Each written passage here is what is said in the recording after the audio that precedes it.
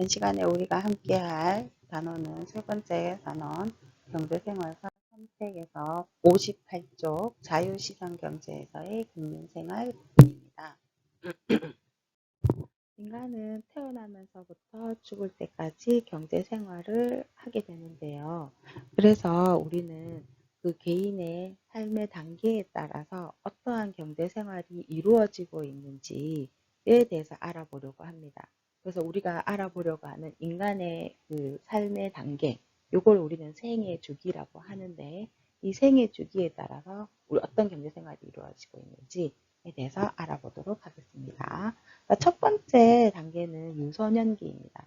이 유소년기는 태어나면서부터 한 만 18세까지라고 보시면 되고요. 이 만 18세까지의 삶이라면 거의 대부분의 대한민국의 그 유소년기를 보내는 사람들이 보면 뭐 고등학교까지 다니는 시기까지라고 보시면 되겠죠. 그래서 대부분은 학교를 다니고 있기 때문에 주로 생산활동에 참여한다기보다는 부모님에게 용돈을 받아서 소비를 주로 많이 하는 단계다라고 보시면 되겠습니다. 그렇죠? 그래서 너희가 쓰는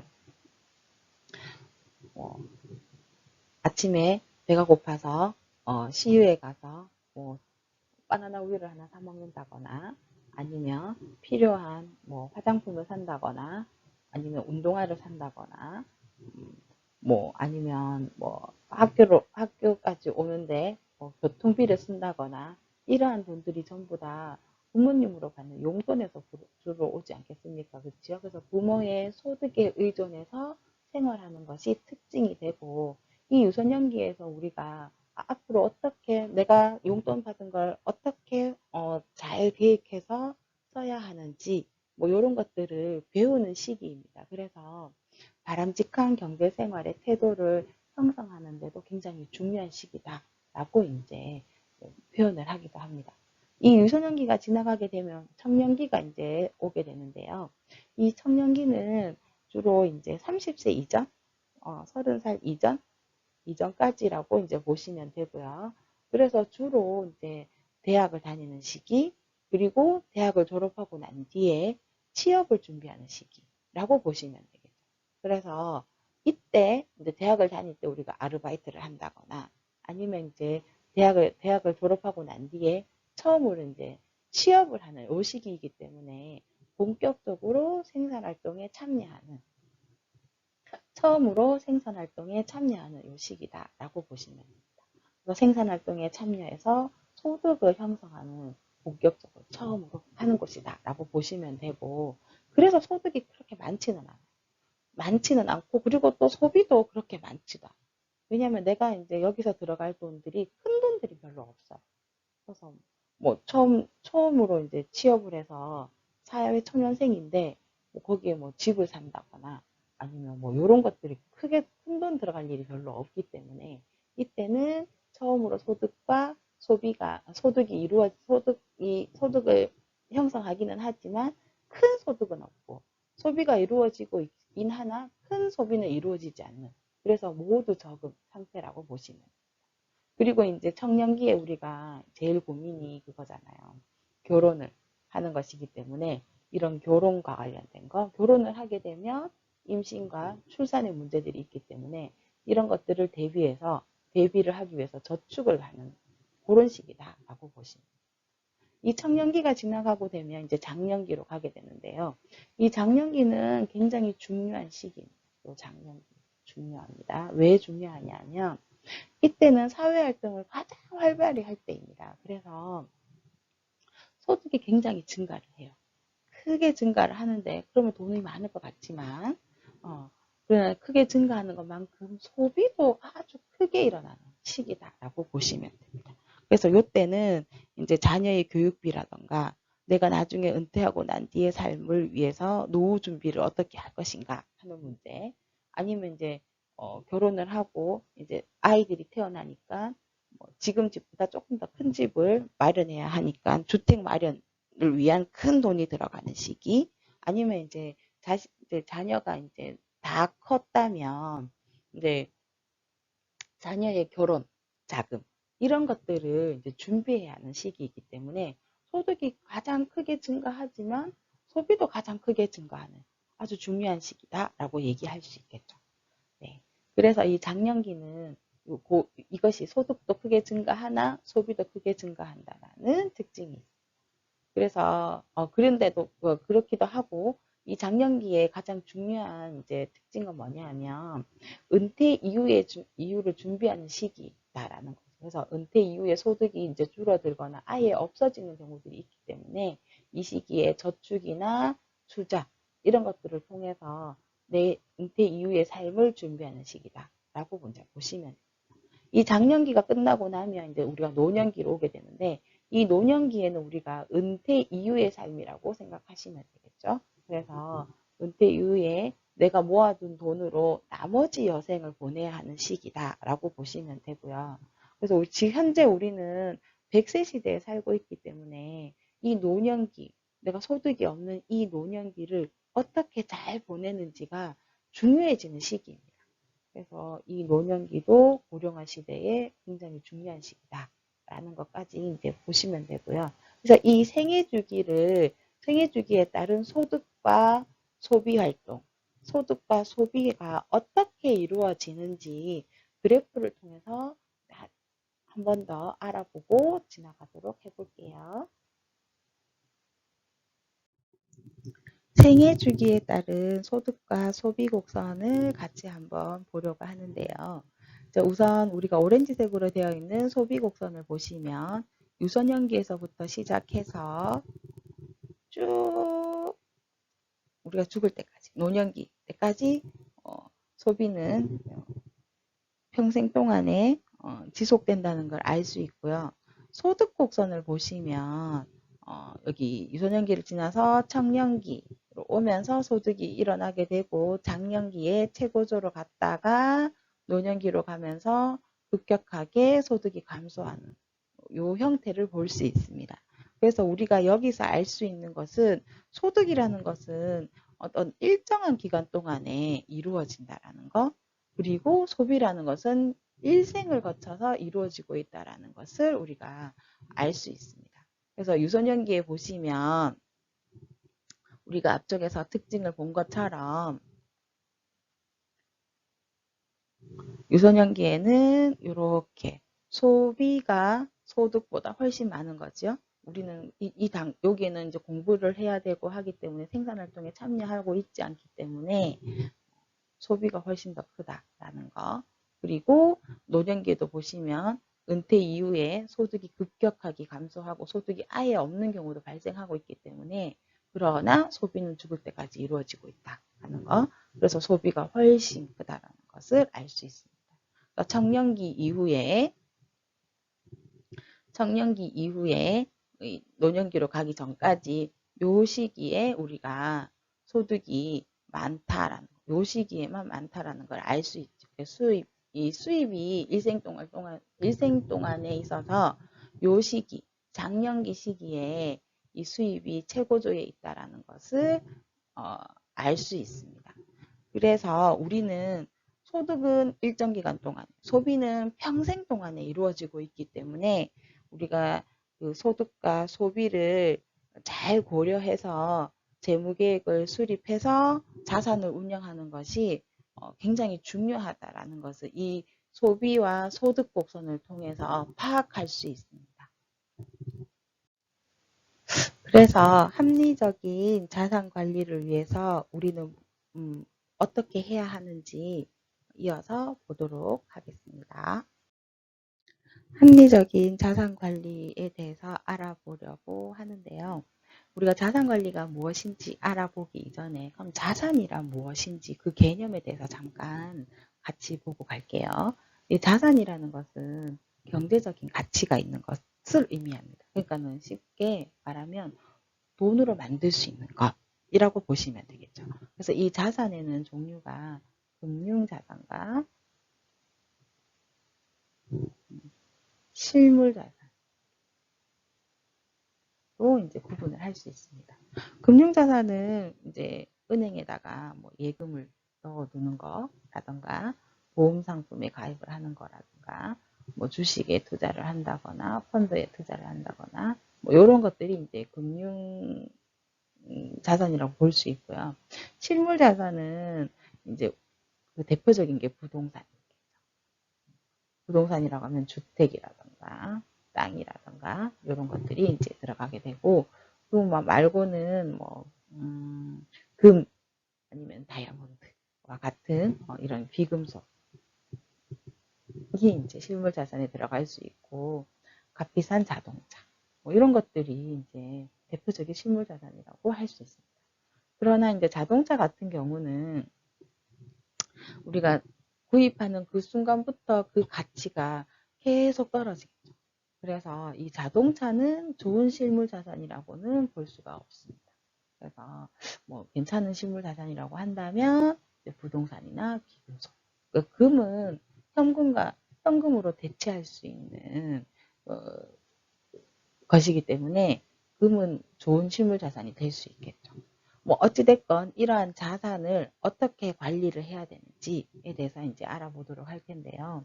자산 관리라는 것은 내가 가지고 있는 소득, 내가 가지고 있는 재산, 이것을 어떻게 모으고 불릴지, 아니면 그 소득을 어떻게 소비를 할지, 이런 것들을 미리 계획하고 세워서 실천하는 것을 우리는 자산 관리라고 합니다. 그럼 이런 자산 관리가 우리는 왜 필요한가? 그 필요성을 보시면, 첫 번째는 우리가 앞쪽에서 봤던 것처럼 소비라는 것은 태어나면서부터 죽을 때까지 일생 동안에 이루어지고 있습니다. 그러나 소득은 우리가 그 아주 일부분, 뭐 빠르면 청년기부터 해서 중년기까지, 중장년기까지 뭐 이루어지고 있기 때문에, 이 한정적인 소득을 통해서 일생 동안에 이루어지는 소비를 가능하게 해주어야 됩니다. 그래서 해줄 수 있어야 하기 때문에 우리가 지속 가능한 소비 생활을 위해서 올바른 합리적인 자산 관리가 필요하다라고 이제 얘기를 하고, 그리고 우리가 이제 100세 시대에 살고 있잖아요. 그래서 은퇴를 하고 나면 60세에 은퇴를 한다고 하더라도 100세까지 산다고 하면 일을 끝내고 난 뒤에 40년이라는 시간이 남아 있어요. 그러면 요 40년이라는 시간 동안에 줄어든 소득, 혹은 소득이 아예 없을 수도 있는데, 그 은퇴 이후의 삶을 우리가 어떻게 살아가야 할 것인가에 대비하기 위해서도 우리가 자산 관리는 굉장히 중요하다라고 보는 것이고, 그리고 사람이 살다 보면 갑자기 건강한 사람도 질병이 생길 수도 있고, 큰 뭐 암이나 이런 그 질병이 생길 수도 있고, 큰 사고가 발생할 수도 있고요. 교통사고라든가 아니면 직장에서 일을 하다가 사고가 날 수도 있고 하기 때문에, 이러한 불확실성, 미래의 불확실성에 대비하기 위해서도 자산 관리는 굉장히 중요하다라고 이제 얘기를 합니다. 그럼 이런 자산 관리를 할 때 우리가 고려해서 해야 할 사항들이 있는데, 그 고려해야 할 사항들이 보시면 이렇게 중요한 세 가지 있습니다. 안정성과 수익성과 유동성입니다. 굉장히 중요하겠지요. 안정성은 이제 무엇이냐 하면, 내가 만약에 뭐 1억을 투자를 했다라고 하면 이 1억이라는 원금을 손실 보지 않는 것, 요것을 우리는 안정성, 그 원금을 보장받는 것, 요것을 안정성이라고 하고, 수익성은 내가 1억을 투자를 했을 때 얼마만큼의 이익을 가져다 줄 수 있는가 하는 것이 이제 수익성이고, 유동성은 내가 1억을 투자를 했다면 그게 내가 현금이 필요할 때 얼마나 빨리 이제 현금화 시킬 수 있느냐, 이런 것들이 이제 유동성이라고 보시면 됩니다. 그래서 안정성과 수익성과 이 유동성을, 내가 삶을 살아가는 데 있어서 뭐 갑자기 돈이 필요하거나 할 때, 아니면 투자를 했을 때 큰 수익을 보장할 것인가, 얼마만큼의 수익을 보장할 것인가, 원금은 지켜질 것인가, 이런 것들을 고려해서 자산 관리가 이루어져야 한다라고 이제 얘기를 하는 거죠. 그래서 요 세 가지는 굉장히 중요한 요소다라고 보시면 됩니다. 안정성, 수익성, 유동성. 자, 자산을 관리하는 방법에는 여러 가지가 있는데 교과서에서 나와 있는 자산 관리 방법을 우선으로 해서 같이 한번 보도록 할게요. 자, 처음에 이제 우리가 볼 수 있는 방법은 은행에다가 예금과 적금을 드는 방법입니다. 예금과 적금이지요. 그래서 예금 같은 경우에는 일시에 돈을 한 번에 딱 맡겨두는 거예요.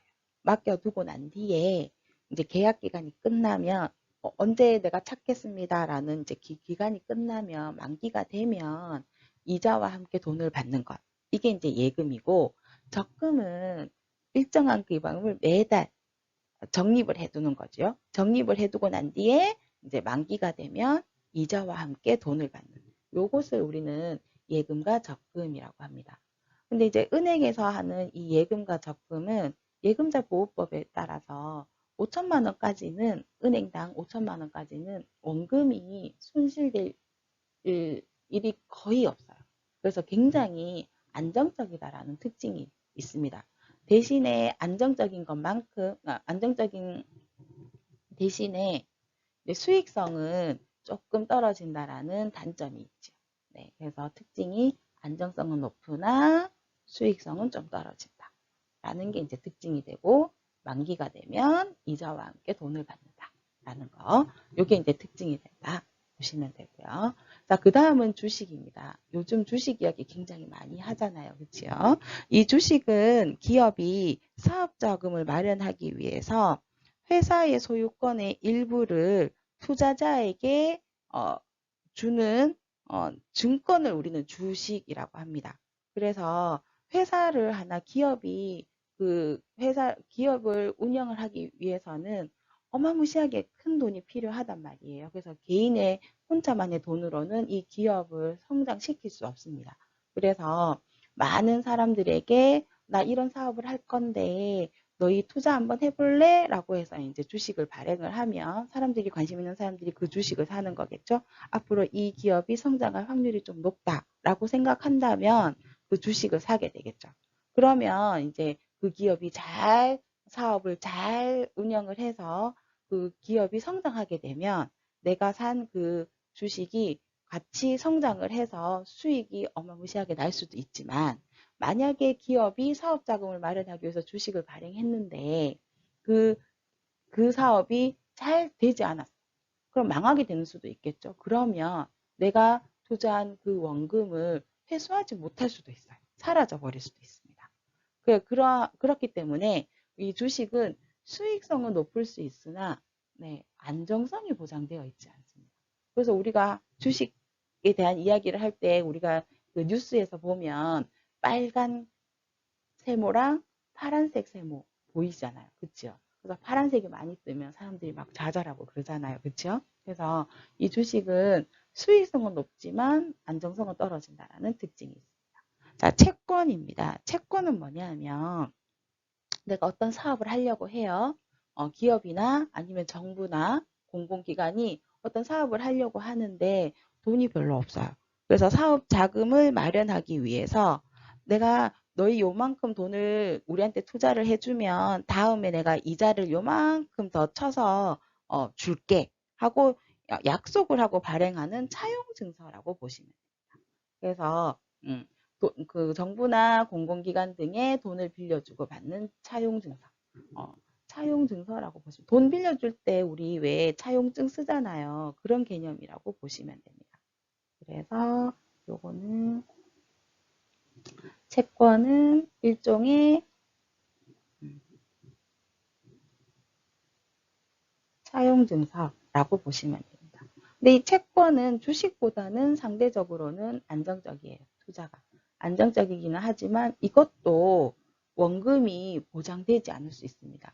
그래서 뭐 채권을 발행을 했는데 그 사업이 제대로 잘 되지 않았다. 그러면 예, 이 원금을 다 받지 못하는 일도 가끔 발생합니다. 그래서 주식보다는 안전하기는 하지만 은행에 돈을 넣어두는 예금과 적금보다는 안정성이 떨어지죠. 그 원금을 잃을 수 있는 뭐 이러한 특징을 가지고 있다. 라고 보시면 되고요. 마지막 보험입니다. 보험은 잘 아실 거예요. 매달 일정한 금액을 내고 내가 어떤 사고가 났을 때 경제적인 도움을 받을 수 있도록 해주는 거죠. 그래서 뭐 암보험이라던가 실비보험이라던가 뭐 화재보험이라던가 이런 것들 다양한 보험들이 있잖아요. 그렇죠? 그래서 주로 이제 요즘은 주로 실비보험을 많이 하니까 실비보험을 들어놓고 내가 뭐 아파서 병원에 가서 치료를 받았다 하면 그 치료비를 이제 청구를 했을 때 이제 그 금액에 해당하는 보험금을 받아서 경제적인 도움을 받을 수 있는 이러한 방법들이 있습니다. 그래서 자산 관리를 하는 가장 기본적인 방법이라고 보시면 되겠죠. 예금과 적금, 주식과 채권 이런 보험을 통해서 적절한 자산 관리를 해주는 것이 굉장히 중요하다라고 보는 거고요. 주식과 채권의 그 의미를 굉장히 학생들이 어려워해요. 그래서 이 주식과 채용과 관련된 이 동영상을 설명해주는 동영상을 선생님이 추가적으로 올려놓을 테니 한 4분 정도 되는 길이니까 그것도 한번 확인을 하시고 가주시면 좋을 것 같습니다. 수익성과 안정성의 관계에 대해서 그래프를 잠깐만 보고 갈까 하는데요. 대체로 보시면 안정성과 수익성은 반비례 관계에 놓여 있습니다. 그래프를 보시면 알 수 있죠. 그래서 수익성이 높은 상품은 수익성이 높은 상품은 안정성이 낮은 경우가 많고, 안정성이 높은 상품은 수익성이 낮은 경우가 많습니다. 그래서 안정성은 높으나 여기 보시면 수익성은 낮은 경우 대표적인 게 예적금. 예적금이 있다라고 보시면 되고요. 여기에 해당한다라고 보시면 되겠죠. 그래서 수익성은 낮지만 그래도 원금 손실은 별로 없다. 거의 없다라고 보시면 되고요. 반대로 수익성은 굉장히 높은데 안정성이 낮은 경우가 있습니다. 이런 것들이 이제 대표적으로 주식이 여기에 해당한다라고 보시면 됩니다. 높게 수익은 올라갈 수 있으나 만약에 사업이 제대로 이루어지지 않았을 때 기업이 사업을 제대로 하지 못했을 때는 원금도 다 잃을 수 있다. 기업이 망하면은 내가 투자한 돈도 다 날아갈 수 있다. 라는 걸 의미하겠죠. 그래서 주식 같은 경우는 수익성은 높으나 안정성은 굉장히 낮다. 라고 이제 볼 수 있습니다. 이렇게 해서 안정성과 수익성의 관계까지 보았고요. 네, 다음에는 이제 우리가 신용과 관련된 내용을 보게 될 텐데요. 현대 사회에서는 신용을 바탕으로 한 거래가 확대되고 있습니다. 그래서 신용 관리가 개인의 경제 생활이라던가 금융 생활에 있어서 굉장히 중요한 요소로 강조되고 있는데요. 그래서 우리가 신용 관리란 무엇인가에 대해서 알아보기 이전에 이제 신용의 개념에 대해서 먼저 한번 보고 갈게요. 신용은 내가 다음에 돈을 갚을 것을 미리 약속을 하고 상품이나 돈을 빌려 쓸 수 있는 능력을 우리는 신용이라고 합니다. 대표적인 이 신용을 바탕으로 한 거래는 신용카드의 그 사용을 볼 수 있는 거죠. 그래서 한 달 동안에 일정 기간 동안에 신용카드를 통해서 현금을 쓰지 않고 결제를 하고 다음 달에 결제일에 내가 한 달 동안 썼던 것을 갚는 형식이 이제 대표적인 신용거래라고 볼 수 있습니다. 뭐 그거 외에도 만약에 내가 집을 산다고 할 때 그 몇 억씩 되는 돈을 내가 현금으로 주고 사기는 어렵잖아요. 그러니까 우리가 은행에서 대출을 받는 거죠. 대출을 받아서 돈을 은행이 대신 지불해주고 내가 나중에 천천히 10년, 20년에 걸쳐서 조금씩 우리가 갚아 나가는 거죠. 이것도 신용거래의 한 형태라고 볼 수 있습니다. 그러면 이런 신용거래의 장점과 단점을 한번 보시면 이 신용거래의 장단점은 굉장히 중요합니다. 그래서 보시면 장점은 일단은 현금이 없어도 물건이나 돈을 빌릴 수 있습니다. 그래서 현재의 나의 소득보다 더 많은 소비가 가능하다라는 게 장점이 될 수 있어요. 나는 지금은 1억밖에 없지만 3억 하는 집을 살 수 있어요. 내가 살 수 있지만 이제 그걸 이제 꾸준히 내가 갚아 나가야 하겠죠. 그렇죠? 그래서 내가 현재의 소득보다 더 많은 소비가 가능하다라는 게 장점이 되고, 단점은 뭐냐면 현재 내 지갑에 현금이 없어도 카드 하나만 있으면 소비가 가능해요. 그래서 충동적으로 구매도 가능하고 과소비가 많이 일어날 수 있다는 단점이 있습니다. 근데 신용을 통해서 내가 미리 땡겨서 돈을 쓴다라는 것은, 물건을 산다라는 것은 다음에 반드시 또 이걸 갚아야 된다라는 의미이기 때문에, 신용은 다음에 내가 갚아야 할 빚, 요런 의미도 되기 때문에 많은 충동 구매와 과소비는 내가 미래의 경제 생활을 하는데 굉장히 큰 부담이 될 수 있기 때문에, 우리가 신용 거래를 할 때는 나의 소득과 경제적 능력 안에서 이루어져야지만 올바른 신용 관리가 이루어질 수 있다라고 이제 얘기를 할 수 있을 것 같습니다. 그래서 오늘은 시장 경제에서의 금융 생활은 요 신용 관리까지 해서 마무리하도록 하겠습니다. 수고하셨습니다.